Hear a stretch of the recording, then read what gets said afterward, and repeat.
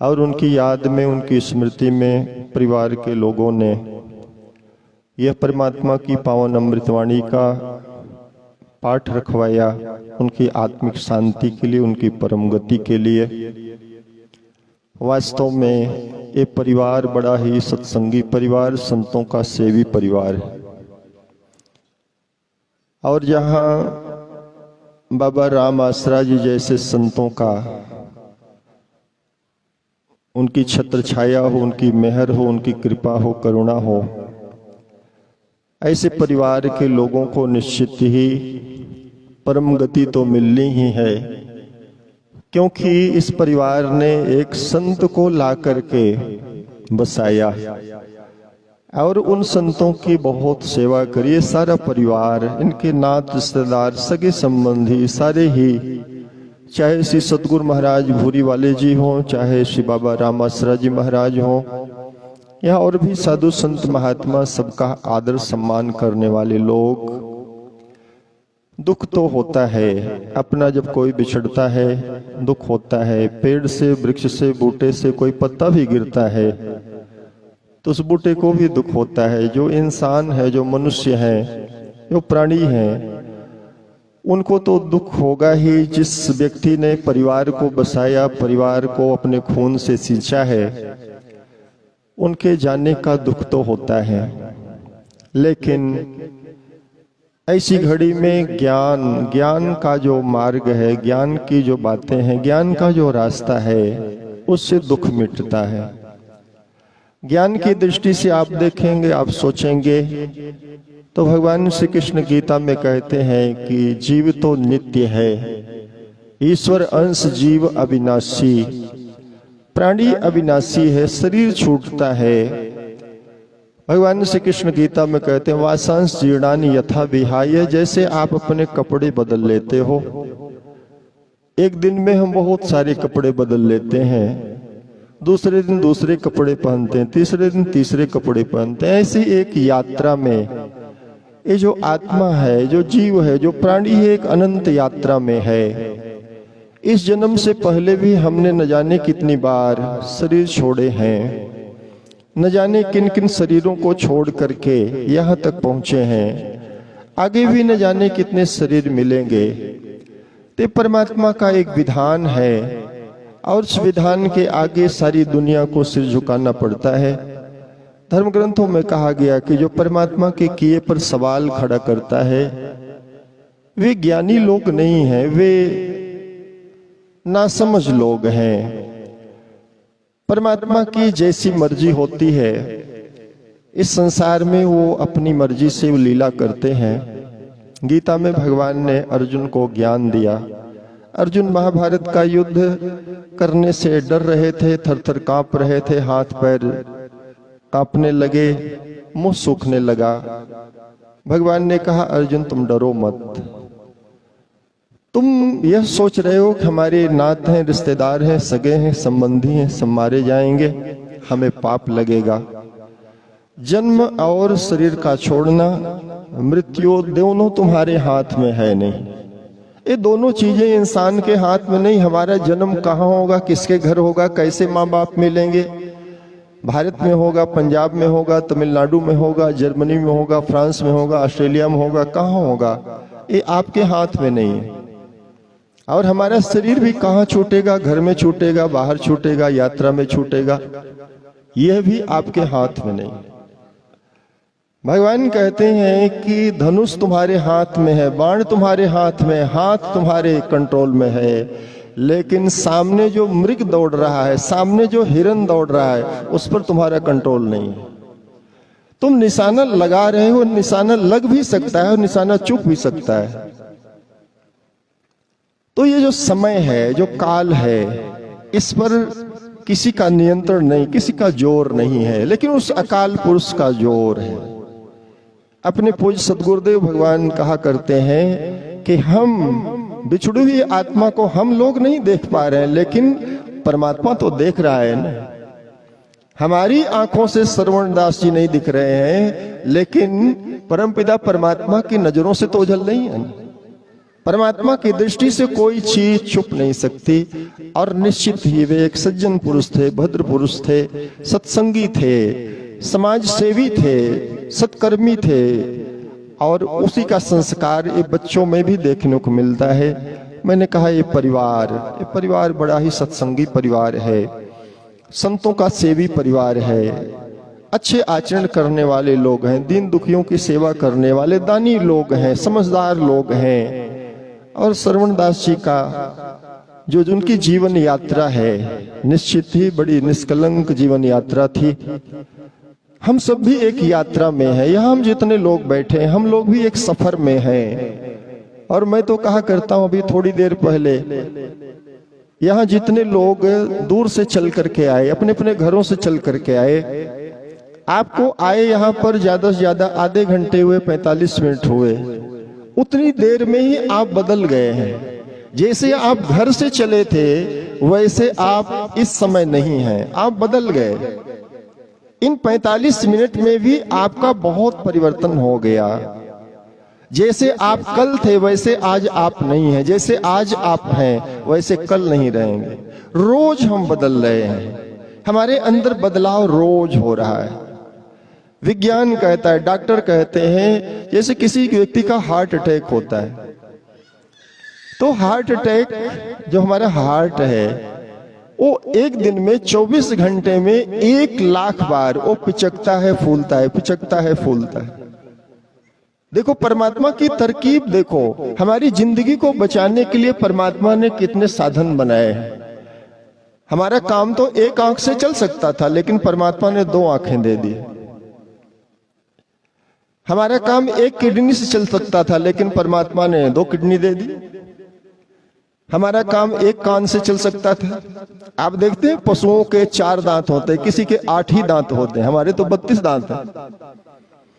ये परमात्मा की बड़ी मेहर है। मैं बात कर रहा था कि जो हमारा हार्ट है वो 24 घंटे में 1 लाख बार वो पंप करता है।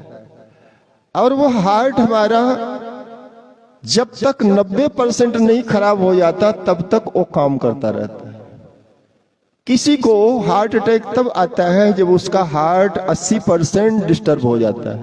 पहला अटैक जो आता है 80% पर आता है।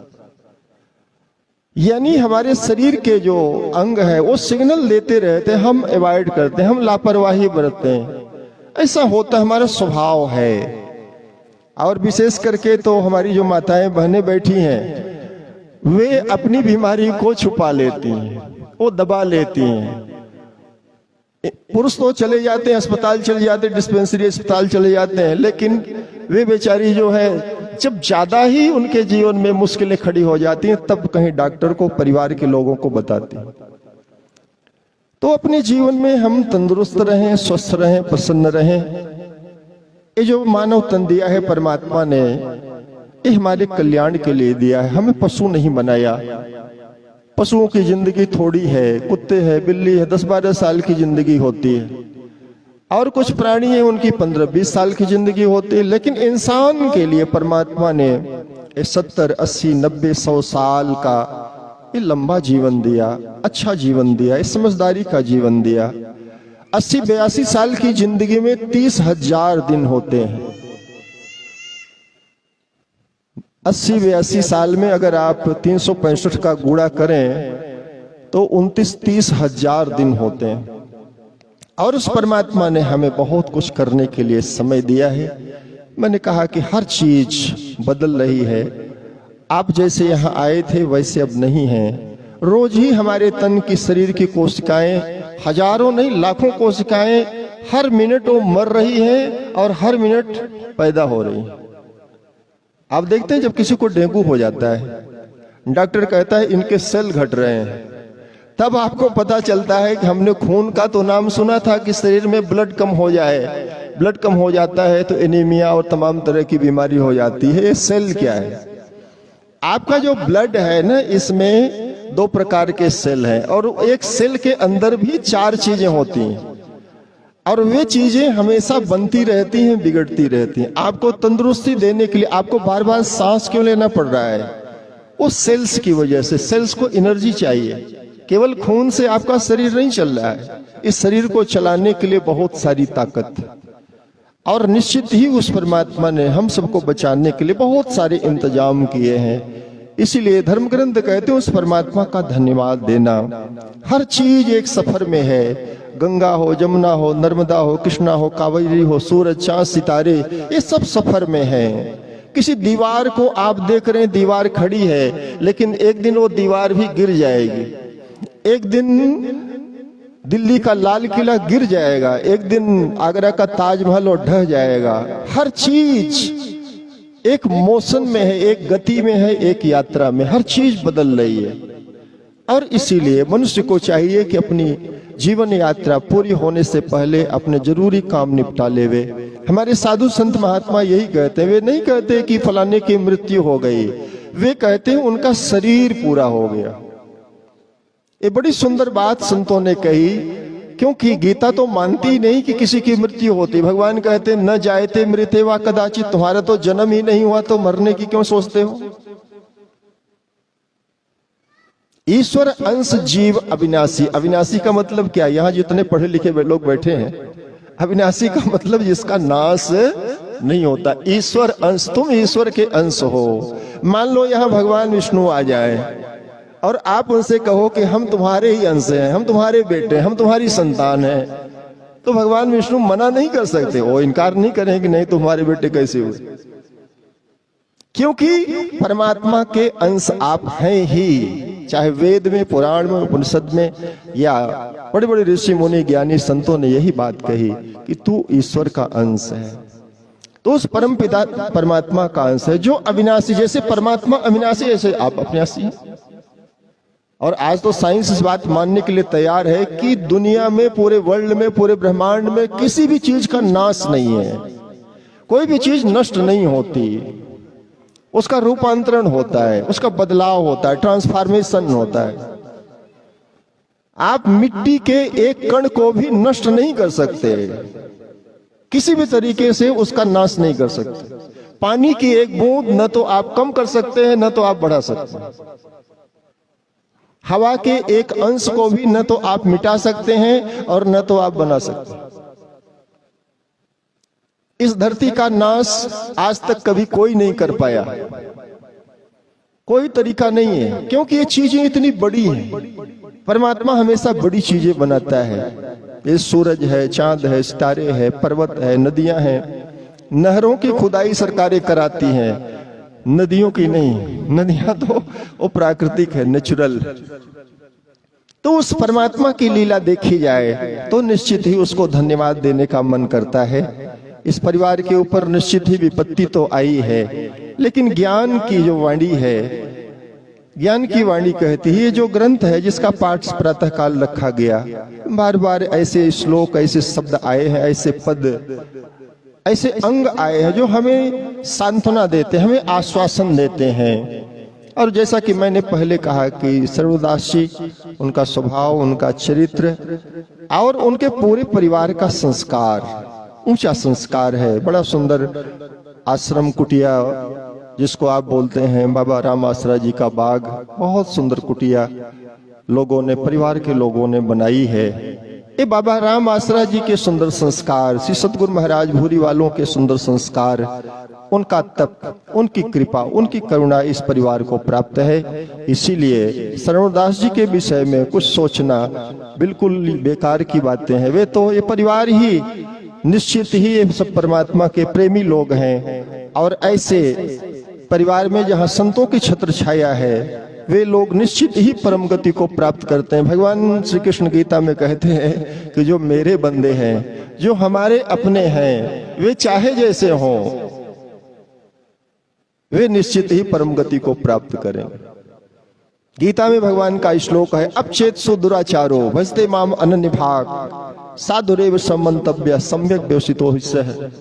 भगवान कहते हैं, तेसाम हम समुद्धरता मृत संसार सागरात, मैं अपने प्राणियों को, अपने आश्रित जनों को मृत्यु के महासागर से उबार लेता हूँ। तो मेरी इस परिवार को बहुत सांत्वना है, और इस परिवार के साथ मेरी संवेदना भी है। ये परिवार सत्संगी परिवार है। इस परिवार में मेरा भी और पूज्य सद्गुरुदेव भगवान का, संतों का आना जाना है, तो बहुत समय से इस परिवार से परिचय है और इस परिवार के प्रति मेरी हार्दिक संवेदना है कि यह जो परिवार को विपत्ति आई है, जो कष्ट की घड़ी है, जो ये दुख है, श्रवणदास जी के बिछड़ने की जो पीड़ा है, परमपिता परमात्मा इस परिवार को सहने की ताकत देवे, समर्था देवे और श्रवणदास जी की पावन आत्मा को अपने चरणों में स्थान देवे। यही मेरी कोट कोट प्रार्थना है, परमात्मा के चरणों में बारंबार प्रार्थना है। अपनी वाणी को विराम। बोली श्री बंदी छोड़ महाराज की जय, श्री सद्गुरुदेव भगवान की जय। सत साहिब, सत साहिब, सत साहिब।